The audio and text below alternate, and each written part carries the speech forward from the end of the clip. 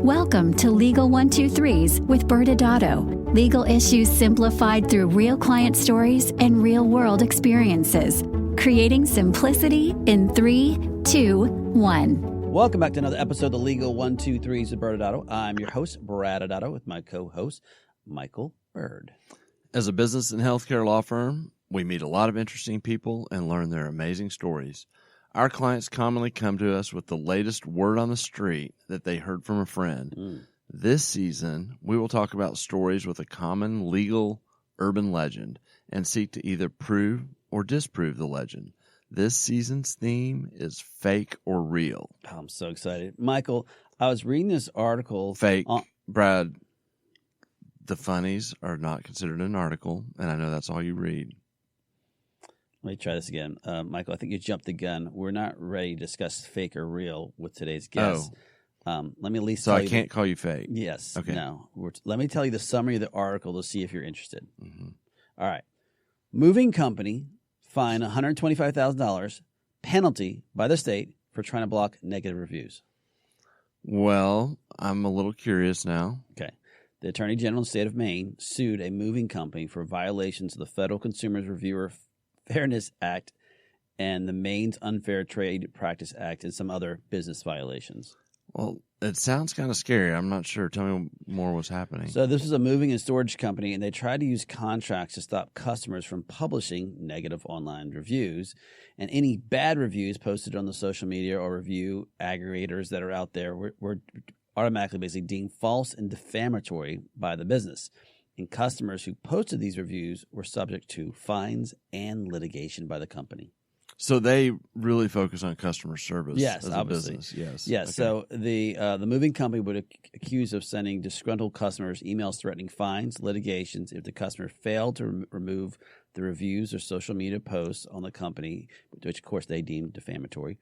And the emails also implied that these disgruntled customers would be responsible for paying lawyers' fees of up to, or basically almost up to $10,000 for the defamation fee.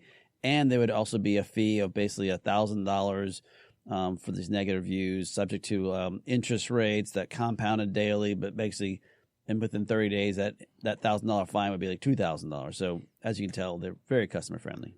It's making me think of the Soup Man from Seinfeld. Yes. Except worse. Yes, that's right. Well, under the settlement agreement announced by the state of Maine, the moving company agreed to pay that fine that we talked about, and they had to stop engaging in a number of prohibited business practices, including threatening their customers who leave negative reviews on the company's website or other social media spots. Did not end well. So where did you find this article, Brad? Yeah, well, I saw this blog written by this company called Medical Justice. I don't know if you've heard of them. Yes, Brad, I have. And if we were in Maine, you would get fined for asking that question. Medical Justice was founded by our partner, Dr. Jeff Segal, who, as you know, because you're staring at him too, yes, is our guest today. That's right. Well, I was testing you, Michael. We all know you're 190 years old or whatever you are, so just want to make sure you're paying attention.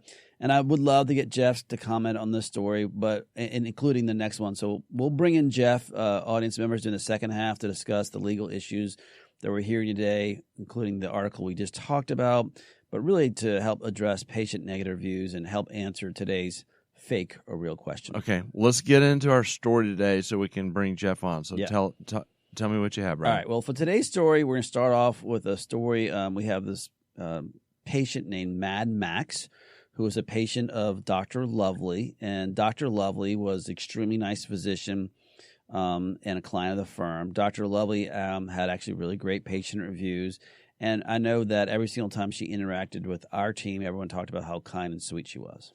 I'm curious, is Mad Max, is mad because mad means crazy or mad means angry? I think we'll find out soon. Oh, okay. And is the answer both of them might be, if it's a choice. Answer's yes? Yes. Okay. Well, Dr. Lovey's practice was based in the Northeast, and as occasionally happens, the weather can hamper business, and a giant snowstorm covered up the entire city, and many homes were losing power. Dr. Lovey and several team members could not make it into the practice a particular day, and Dr. Lovey's office manager, who we'll just call Tina, was able to get in, and she started notifying all the patients that their appointments were being canceled and they needed to be rescheduled. Okay. Well, but so far, I don't see this being story-worthy. No, it sounds pretty normal, right? Mm-hmm. Well, Mad Max did not like the fact that his appointment was canceled and demanded that he have a telemedicine call. Well, Tina explained that she was the only person in the office that day and that she'd need to reschedule and could not accommodate the telemedicine request. And Mad Max was very unhappy that he could not get a call set or a telemedicine set that day. Brad, I think I'm realizing that I'm missing some context here. Yeah, you like context. Does Dr. Lovely have some sort of urgent care specialty like cardiology or something? I mean, what was the urgency here? Yeah, sorry, that's actually a good question. No, not a cardiologist or any other type of specially trained, emergency medicine that you might need for something like this. She was just an elective business, cash-based, to help with, a wellness clinic, basically. Oh, okay. Well, that makes me start thinking that Mad Max may have been wanting his steroids or something. Maybe. Well, the office rescheduled Mad Max's appointment, and unfortunately, he missed that one. But then he just arrived on another day when the office actually was getting ready to close, but he demanded to be seen by a medical provider, but there were no medical providers at the office that day. So then they tried to reschedule, and for several months, no one actually heard back from Mad Max until he basically, let them know that he had been posting some very nasty negative reviews on Yelp. He actually started a website where patients of Dr. Lovely's could post their medical grievances against her, and he started a Facebook page with the same information.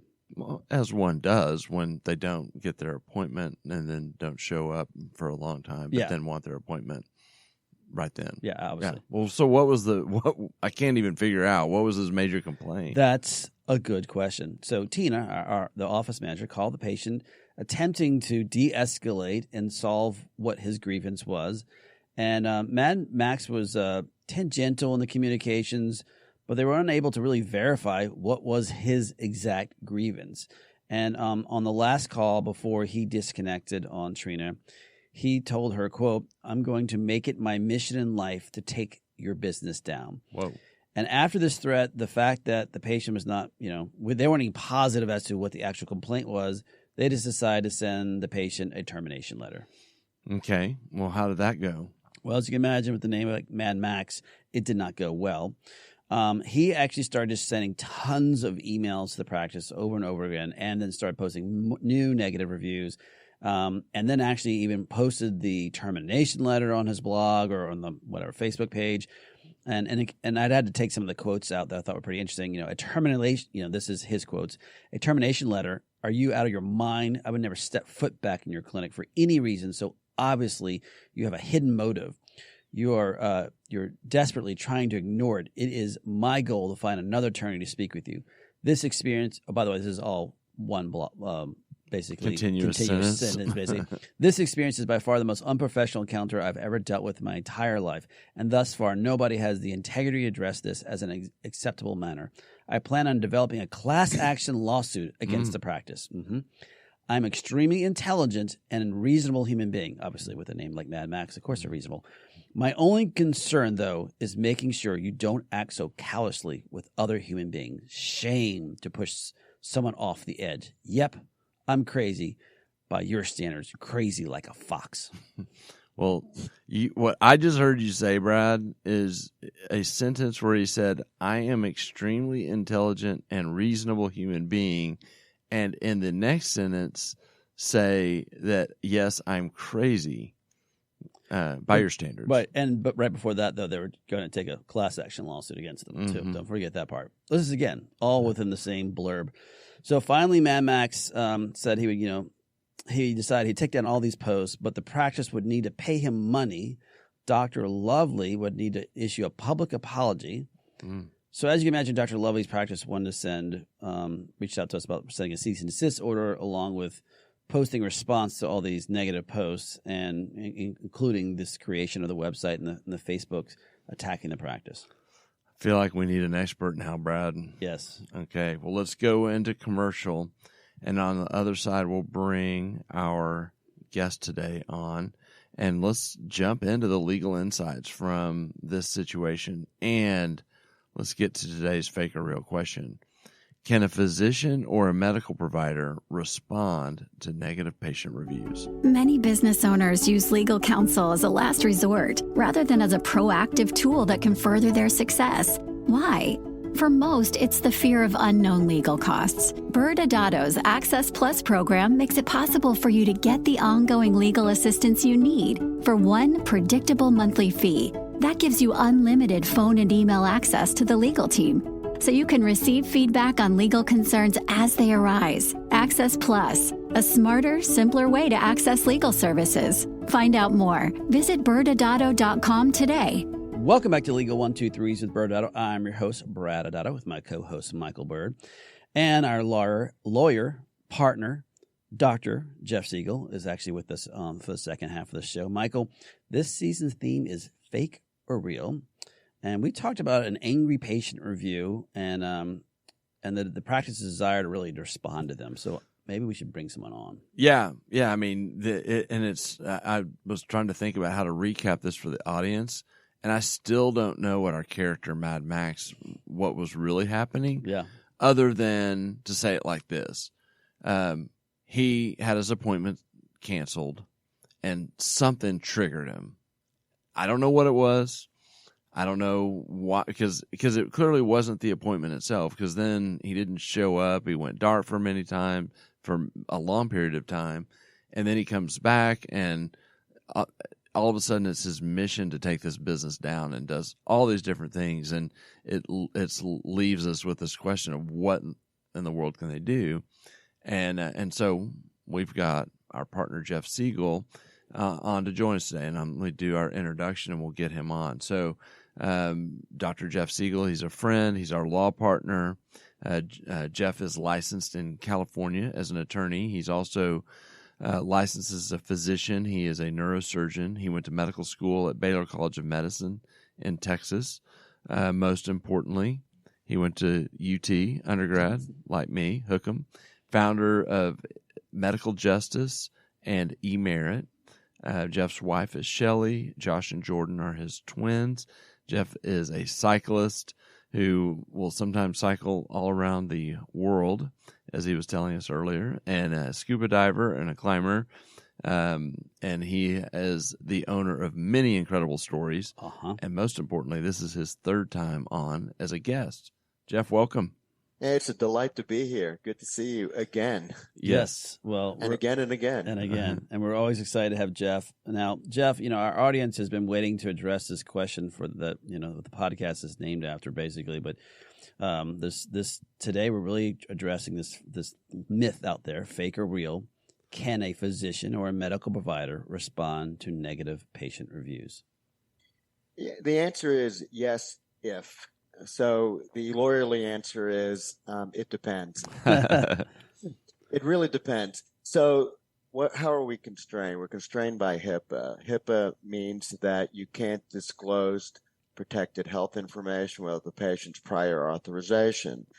So can you respond to a review without disclosing protected health information? The answer is yes. We do it all the time for our clients.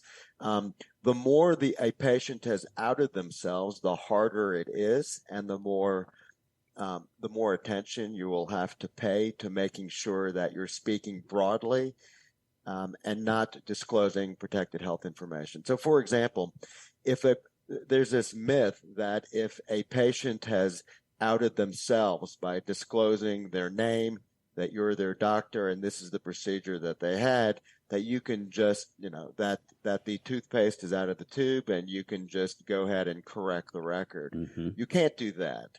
No. You can't just correct the record. It's a mistake to try and debate it. Look, I don't make the rules, but this is how it was defined by Congress and Department of Health and Human Services. The patient is in control of their protected health information unless there is an exception. But you can always speak broadly and generally. So, for example, if somebody says that, Dr. Segal performed an operation, I ended up getting an infection, now he wants to charge me $10,000 to fix the mistake that he caused, here's how you could respond and be compliant. You could say that In our practice, the risk of infection is less than 1%, which is below the national average of 2%. Still, patients are not statistics. Anytime any patient gets an infection, we will stand by them to try and help get them to a more optimal outcome. So in that, we've spoken broadly to the general public. We've talked about our statistics. We've educated that that anybody could end up getting an infection, that you either get it 0 or 100%, not 1% or 2%, and that we won't abandon you. I never said anything about this patient. Yeah. I never said anything about this particular patient. So that would be very compliant. Now, if I came back and said, well, this patient ended up with an infection because against our advice, the patient ended up smoking and ended up going scuba diving in the Houston Ship Channel on post-op day number 3, that would be disclosing protected health information without the patient's authorization. You would be screwed. Yeah, and I think the point for our audience to understand is it is real that you can respond, but as Jeff was articulating better than Michael and I could ever come up with, you have to be very cautious as to how much you're disclosing. Yeah, and I'm curious too because I'm thinking about this particular story with Mad Max and my assessment, I'm guessing the client in the story's assessment is that they had a crazy person on their hands. Yeah. And so, how do you, all the stuff that's just, who knows what that's going on on these review sites, how can you engage that without, because you can't, I guess you just have a public service announcement about how important, scheduling is, or I don't know. I'm curious what your thoughts are there. Yeah. So the first question would be, was this person ever a real patient? It looked like they were close to becoming a patient, but then it's possible they never even became a patient, in which case you've got a little bit more flexibility because you're not disclosing any protected health information because arguably this person was not a patient. But, a person becomes a patient when they believe they become a patient. And so if they believe that based on having an appointment, even if they were never seen, they were a patient, that probably puts the thumb on the scale that they probably were a patient, and you probably need to be a little bit more careful in terms of how you can respond. The good news about somebody who appears crazy is that the public will see this person as crazy. Right. When they're writing in all caps and they're, talking about, how horrible this doctor is with a 20-line run-on sentence. It speaks for itself. You don't need to tell the public that this individual is crazy. They kind of get it. The question is whether you can actually start to get these removed. And most of the review sites allow you to, post one review about your experience, but not monopolize the public space. And so if one person is abusing this, it probably is a violation of the terms of use, and you can certainly work with the review site to try and get that removed. But no doubt these types of individuals are a challenge. The key challenge is try to figure out, well, what do they want? Right. Mm-hmm. Most of the time, they don't want to take you down. They're looking for something. They felt they may be entitled and have felt disrespected. And so, believe it or not, I know this is going to sound crazy. Sometimes all they want is an apology. Right. In which case, I'm sitting here thinking, do you want to win a debate and stand on principle? Do you want to get to an outcome here? If the outcome is, I just want this person to leave me alone, would I apologize? Yeah, I probably would. Yeah. But remember, it took me a long time to become mature enough to learn how to apologize. If I still remember having a discussion with my wife probably 10 years into our marriage, and we had a knockdown drag out fight. This may be TMI, but I said, you know what? I was wrong. I'm sorry. And I expected, 2 more days of war. She goes, well, that's fine. That's all I wanted to hear. And I go, that was it? She says, yeah, that's all I wanted to hear. And I said, well, why don't you tell me that 10 years ago? Well, the good news is you can be taught. Yes. I can be taught. Yes. Yeah. I'm teachable. What I'm thinking about all that you've shared too, and you have this situation where someone's, posting crazy, nonsensical thoughts is, from the practice's perspective is there a message that the public needs to hear from me that's not about this person, going back to your point? And is there some sort of one-time public service announcement that you would make that that doesn't cross over into this disclosing or identifying them as a patient?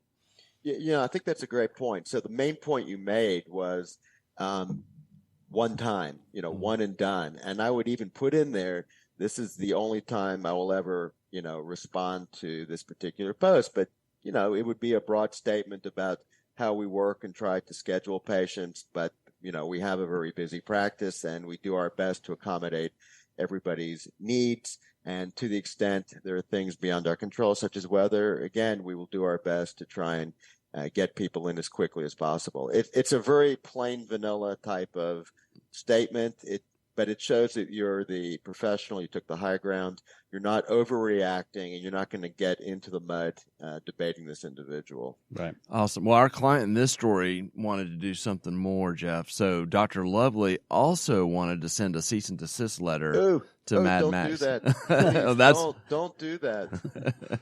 Well, talk a little bit about that. What are the issues with firing a cease and desist letter out to a patient? You're blunt. Okay. The challenge with a cease and desist is, will they accept the document and cease and desist? Okay. And if somebody is not thinking rationally, they may just double down on their efforts, use that document as Exhibit A, post Exhibit A on the website to show how horrible you are as a human being. I do think you're just better off not overreacting. And there's no reason to throw gasoline into a fire here. There are much softer tools to try and deal with these individuals. But remember, this is a bluff, because the truth is that what options do you have if the patient chooses not to cease and not to desist? Mm-hmm. What are you going to sue them for? Are you going to sue them for defamation? Well, it's probably just their opinion that you're a horrible practice. I mean, my guess is you would lose. More importantly, in many states, you can get beat up with something called a SLAP lawsuit. SLAP stands for Strategic Lawsuit Against Public Participation.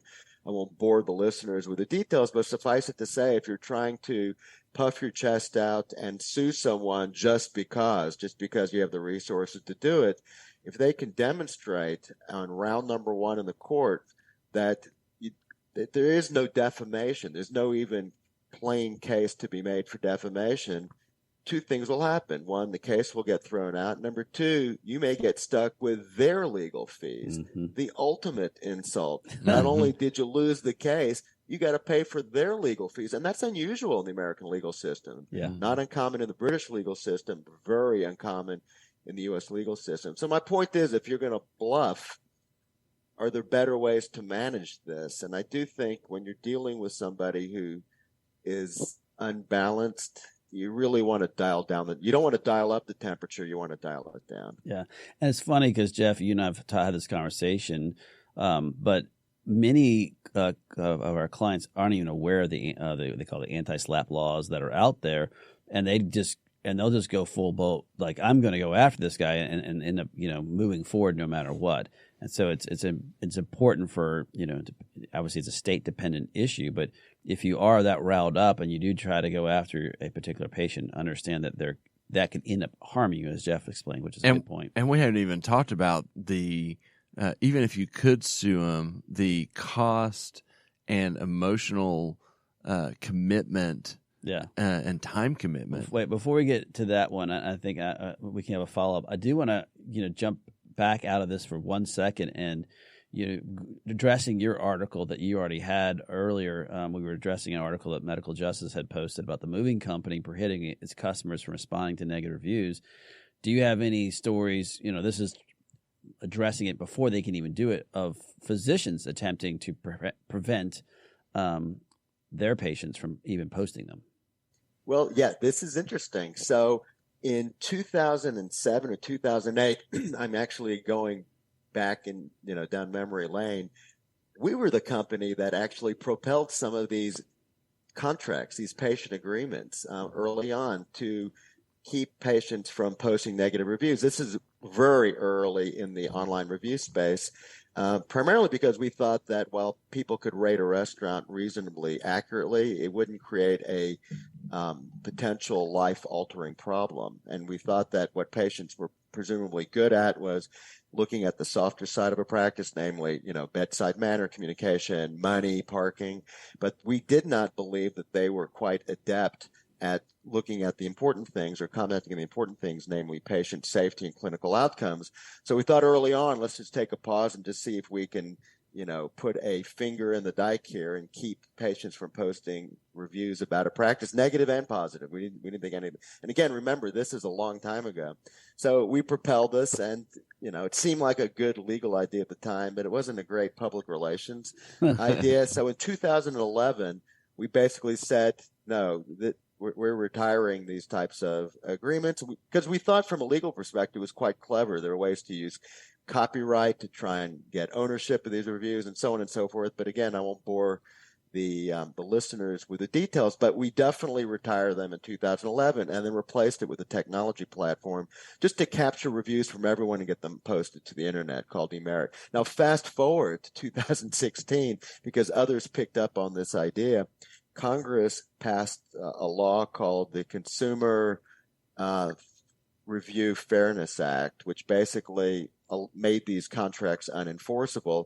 This was a bipartisan result in Congress. I believe it had unanimous consent. It was signed into law in 2017. So I like to believe that we, as medical justice, were the single company that was able to get unanimity from Congress on any issue, even though we had retired those agreements multiple years before. So my point is that while in the early days of the internet, it seemed like a reasonable thing to do, once it became clear that patients were going to be able to be free to speak, I think the key is just to make sure that the happy patients have a platform to speak, and every practice will get negative reviews. The point is not to overanalyze this. The good news is that having an occasional negative review is actually better, perceived better by patients, than having 100% positive reviews. 100% positive reviews are perceived, rightly or wrongly, as marketing material. It's perceived as not authentic. So 4.9 is actually better than a 5.0. And although it's counterintuitive, you probably should send chocolate and flowers to that one angry patient just because they actually helped you out, even if they didn't think they helped you out.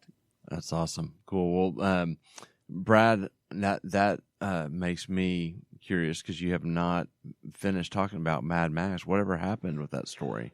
Well, the practice decided after some counseling not to respond to the patient, so there was no cease or desist, no lawsuits, and clearly they couldn't really figure out what the true nature of the complaint was. So it was even hard to Jeff's point to even apologize because they don't even know what they're supposed to apologize for. And for over a year, they actually never heard back from this patient, thinking this strategy worked. That they've been pretty happy until, believe it or not even making this up, audience member, last week. They received a 4-page letter from Mad Max still complaining about his lack of treatment or whatever it was and demanding an apology. And if Dr. Lovely apologized, he will take down all the negative reviews, and quote audience members, that he can remember and refraining from posting more negative reviews. If not, he will continue to post negative reviews and seek a 6-digit settlement, again, quote, audience members, which, let's face it, that's really what I deserve anyway. Jeff, final thoughts or takeaways on this or any other fun stories you have? Well, when they say six digits, I assume they didn't want the doctor to chop off 6 fingers and send it in a shoebox, correct? Yeah, I would hope so. I would probably just have someone pick up the phone and saying, look, it sounds like something is still bothering you. We are sorry. We're sorry that you didn't have the experience you expected. And I wouldn't even demand that they take it down, but I would say hopefully they would honor their word. Yeah. I do think that less is more here, the less you interact. But I do think if you do not interact with this individual, they will come back. One thing that I will comment on, because a lot of practices do not think about this, is that early on they have captured the patient's email address or their text or their mobile phone number and mark it to them. Mm-hmm. And they don't remove the email address and their phone number from their ongoing marketing campaigns. And while you have this angry patient that's out there, every 2 weeks they're getting a marketing message just about how wonderful the practice is, and it just riles them up. So one technical note is that if somebody is unhappy, the first thing you should do is remove them completely from all of your marketing material. At least don't communicate with them that way. Great point. Well, Michael, your final takeaways. And this is a highly emotional issue for everyone involved. And I think I think particularly with our clients who are particularly charged by these circumstances, their reputation in their work is sometimes their identity. I mean, so it becomes, they want to control being seen as great at what they do. And so whether it's a moving company that's trying to put in their contract saying you will never say anything bad or all these things are going to happen, they're trying to control anything from happening kind of preemptively, or you're on the other side of it and something has happened and you're wanting to send demand letters and cease and desist and engage online. You're trying to control something you can't control, and you're taking actions out of emotion. And what I appreciated from listening to Jeff, and I always appreciate when he talks about this, is he's coming at it from a non-emotional, let's de-escalate the situation, not, try to get justice that we're feeling in our emotions at the moment. All true. Well, again, Jeff, thanks for joining us, buddy. It's been a pleasure. Let's do it again. I love it. Again, and again, and again. And again. Well, we will be doing this again next Wednesday, audience members, as we address the legal myth by addressing the question, fake or real, can I use standing orders for my IV bar? Thanks again for joining us today. And remember, if you like this episode, please subscribe, make sure to give us a 5-star rating, and share with your friends. You can also sign up for the ByrdAdatto newsletter by going to our website at ByrdAdatto.com. ByrdAdatto is providing this podcast as a public service. This podcast is for educational purposes only. This podcast does not constitute legal advice, nor does it establish an attorney-client relationship. Reference to any specific product or entity does not constitute an endorsement or recommendation by ByrdAdatto. The views expressed by guests are their own, and their appearance on the program does not imply an endorsement of them or any entity they represent. Please consult with an attorney on your legal issues.